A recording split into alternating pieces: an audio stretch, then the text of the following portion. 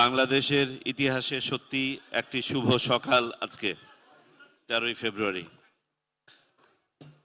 আমাদের দৃঢ় বিশ্বাস আমাদের গণতান্ত্রিক নবযাত্রায় আজকের সকালটা ইতিহাসে স্মরণীয় হয়ে থাকবে এবং আপনারা যে যার অবস্থান থেকে ভূমিকা রেখেছেন তাদের সকলের প্রতি বাংলাদেশ নির্বাচন কমিশনের পক্ষ থেকে মাননীয় প্রধান নির্বাচন কমিশনার এবং আমার সহকর্মী সকল কমিশনারের পক্ষ থেকে আন্তরিক ধন্যবাদ এবং কৃতজ্ঞতা জানাচ্ছি।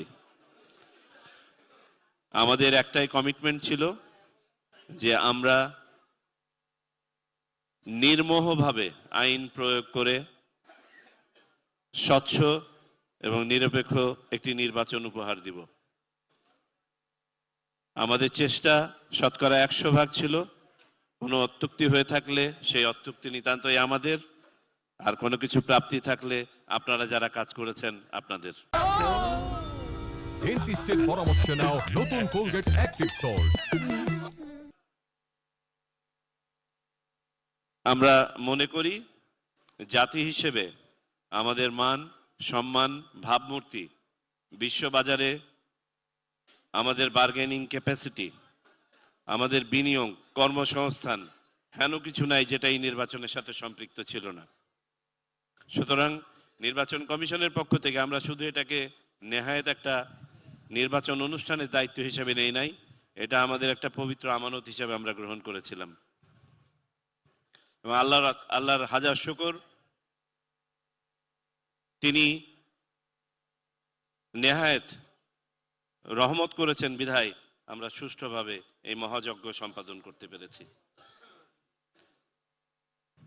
দেশবাসীর প্রতি আমাদের একান্ত কৃতজ্ঞতা যে তারা স্বতঃস্ফূর্তভাবে ঈদ উৎসবের মতো এই আয়োজনে অংশগ্রহণ করেছেন, যে কারণে বন্যার পানিতে যেমন খড়কুটো টিকে থাকে না, তেমনি ভাবে যা কিছু অশনি ছিল, যা কিছু শঙ্কার জায়গা ছিল, এই বন্যার পানিতে সব ভেসে গেছে এবং আমরা জাতি হিসেবে চূড়ান্তভাবে বিজয়ী হয়েছি।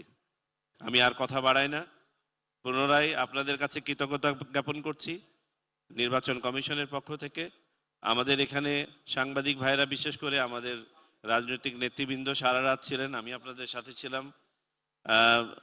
আমাদের প্রশাসনিক ব্যবস্থাপনায় হয়তো কোনো ঘাটতি থেকে থাকবে, আপনাদেরকে যথাযথভাবে আমরা লুক আফটার করতে পারি নাই, দয়া করে আপনারা এগুলো ক্ষমা সুন্দর দৃষ্টিতে দেখবেন।